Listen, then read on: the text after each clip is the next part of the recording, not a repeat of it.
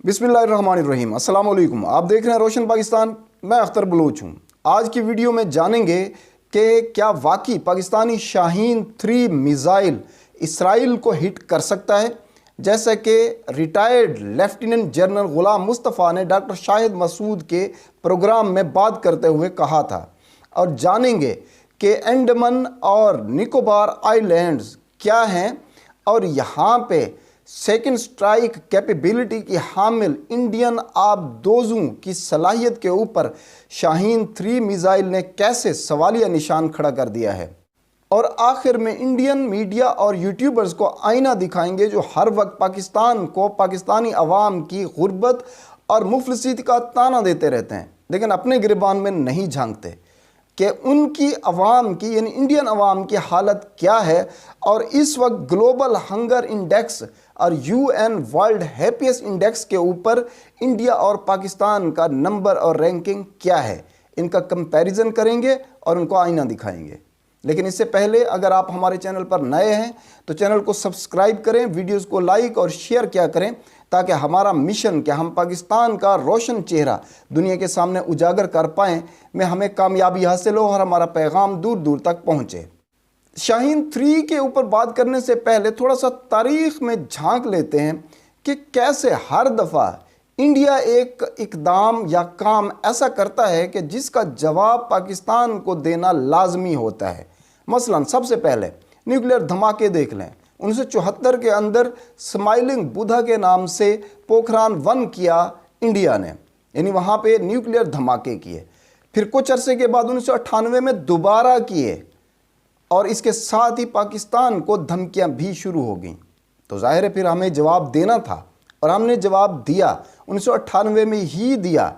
और हमने चागी 1 और चागी 2 के अंदर कामयाब न्यूक्लियर धमाके करके 7वें नंबर के ऊपर अपना नाम रजिस्टर्ड करा लिया।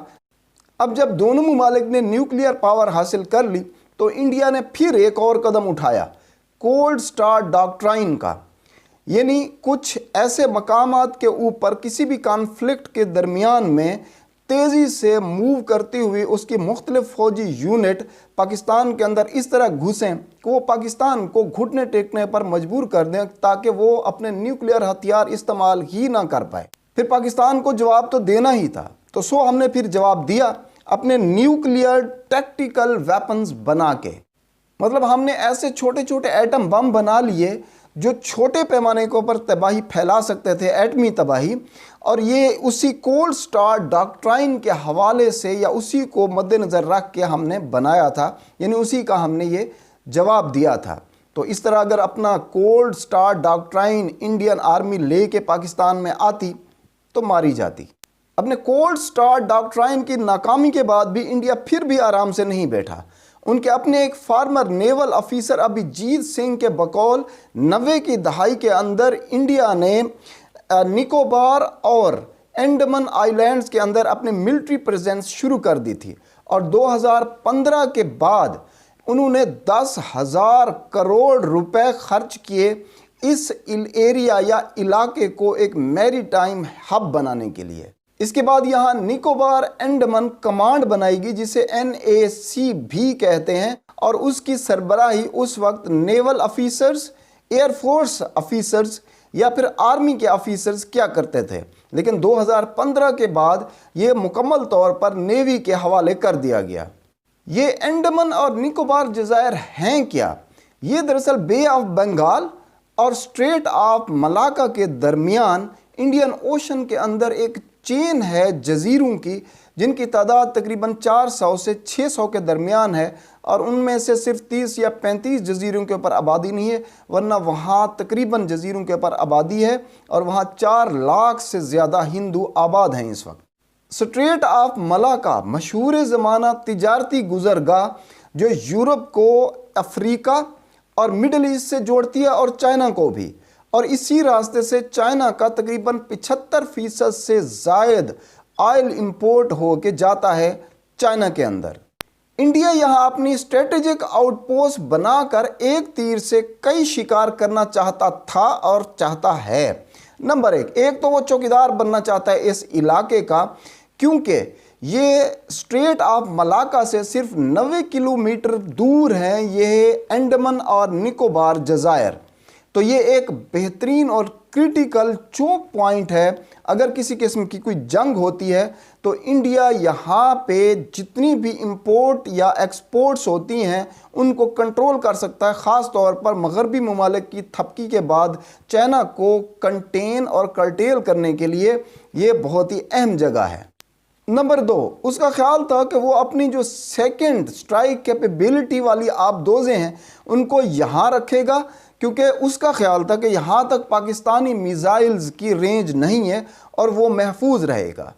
سیکنڈ سٹرائک کیپیبلٹی کو ذرا سمجھ لیں کہ اگر کوئی نیوکلیر پاور کا حامل ملک کسی کے اوپر حملہ کر دیتا ہے، نیوکلیر حملہ، تو وہ ملک جس کے پاس سیکنڈ سٹرائک کیپیبلٹی ہوتی ہے وہ جوابی حملہ، وہی نیوکلیر حملہ اس کے اوپر کر سکتا ہے۔ اور تیسرے نمبر پر وہ اپنی طاقت انڈین اوشین میں بڑھانا چاہتا ہے اپنی نیوی کی۔ تو پھر اس کا جواب بھی ہمیں دینا پڑا، یعنی ہمیں بھی سیکنڈ سٹرائک کیپیبلٹی حاصل کرنی پڑی اور ہم نے وہ کی۔ یعنی ہم نے بھی اپنی ایک آبدوز سے بابر کروز میزائل کا تجربہ کر کے اپنی سیکنڈ سٹرائک کیپیبلٹی کا اظہار کر دیا کہ ہمارے پاس بھی یہ صلاحیت موجود ہے۔ اس کے علاوہ ہم نے ایک اور کام کیا، ہم نے شاہین 3 ایک میزائل بنا لیا جس کی رینج 2750 کلومیٹر تک ہے اور اس کی سپیڈ 18 میک ہے۔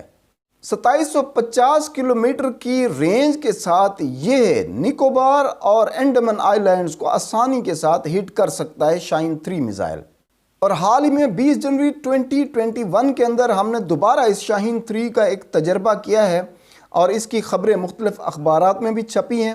DGISPR بابر افتخار نے بھی اس کا ایک ٹویٹ بھی کیا ہے اور اس کا پریس ریلیز بھی آپ سکرین پر دیکھ سکتے ہیں۔ شاہین 3 ایک مہلک قسم کا میزائل ہے۔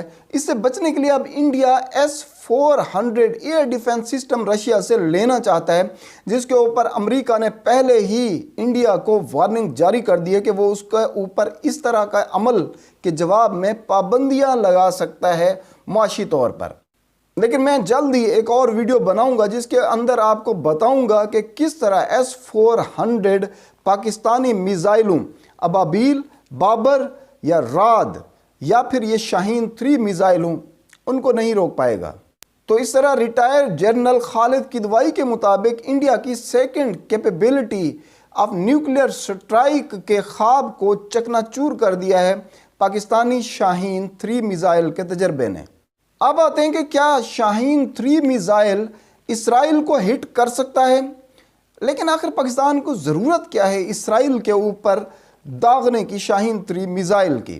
تو اس کے لیے آپ کو ذرا پیچھے چلنا پڑے گا۔ 27 فروری 2019 آپ کو یاد ہوگا جب پاکستان نے 2 انڈین طیارے گرا دیے تھے اور ایک ابھینندن کو گرفتار کر لیا تھا اور ایک اور پائلٹ کا بھی ذکر کیا تھا اس وقت کے DGISPR جنرل غفور آصف غفور نے۔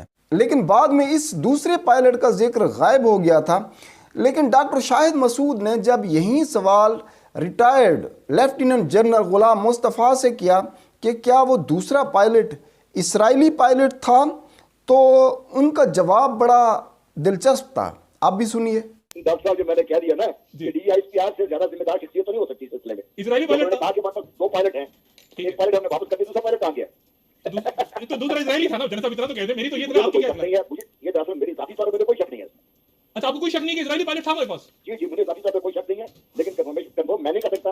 تو اگر 27 فروری 2019 کو وہاں ایک اسرائیلی پائلٹ بھی تھا تو اسرائیلی کیا کر رہے تھے وہاں، اور اسرائیلیوں کے ساتھ اور کون کون شامل تھا پاکستان کے اوپر حملہ کرنے کی سازش میں، وہ بھی انہی کی زبانی سنیے، یعنی جنرل صاحب کی زبانی سن لیں۔ میں نے بڑے دنوں بعد کی بات کی کہ یہ منصوبہ بنا تھا کابل میں، اس میں را اور اسرائیل شامل تھے اور ایک بڑی طاقت بھی شامل تھی۔ میں اسے 2-3 دن پہلے یہ بات کر چکا تھا کہ اس میں امریکہ، اسرائیل اور بھارت شامل ہے۔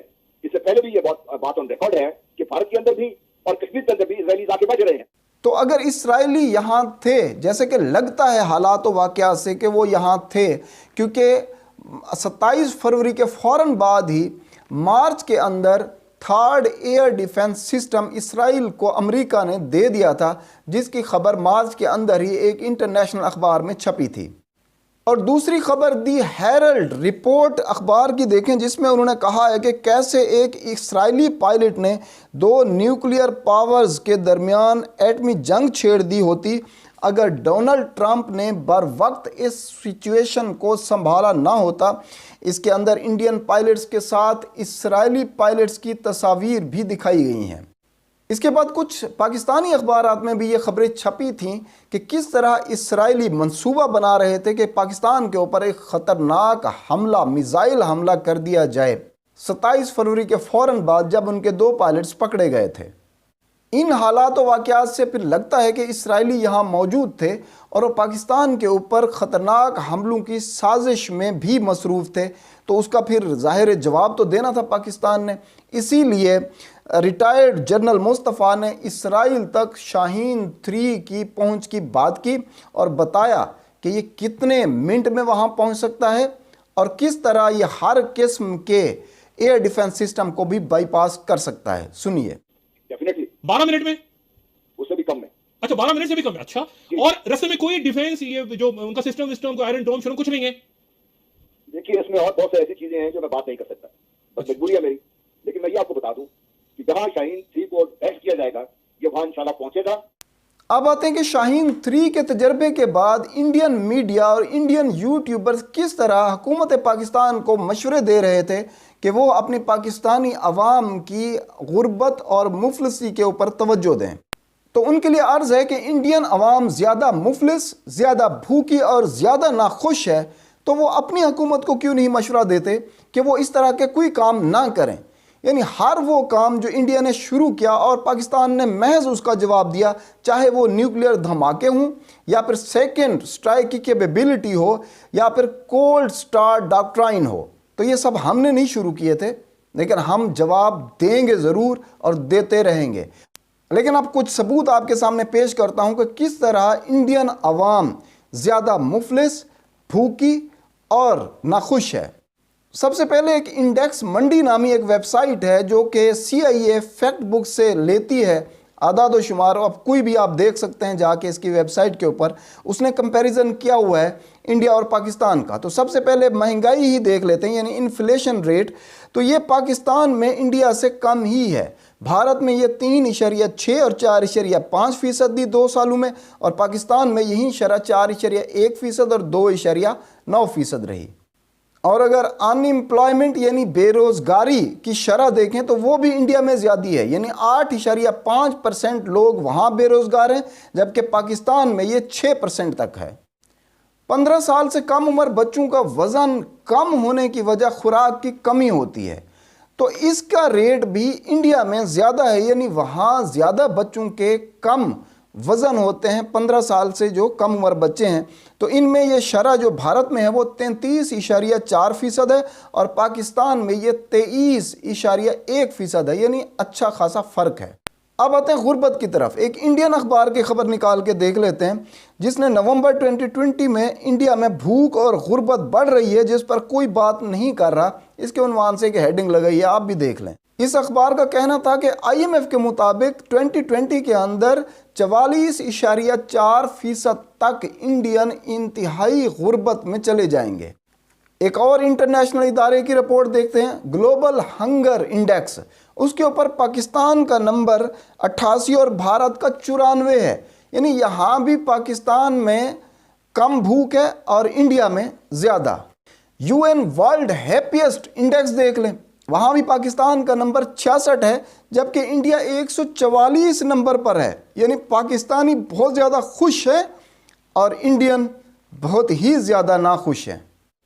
اس لیے انڈین یوٹیوبرز اور انڈین میڈیا کو چاہیے کہ وہ یہ بات کرنے سے پہلے کہ جی پاکستان زیادہ غریب ملک ہے، تو ان کو پہلے تحقیق کر لینی چاہیے کہ انڈیا میں غربت پاکستان سے کتنی زیادہ ہے۔ اللہ تعالیٰ سے دعا ہے کہ وہ پاکستان کی حفاظت فرمائے اور ہمارے اوپر اپنا فضل و کرم جاری رکھے اور ہم اور زیادہ مضبوط ہوں۔ تو اپنا اور اپنے دوسرے روشن پاکستانی کا خیال رکھیے گا، ہمارے اس چینل کا بھی۔ اللہ حافظ، پاکستان زندہ باد۔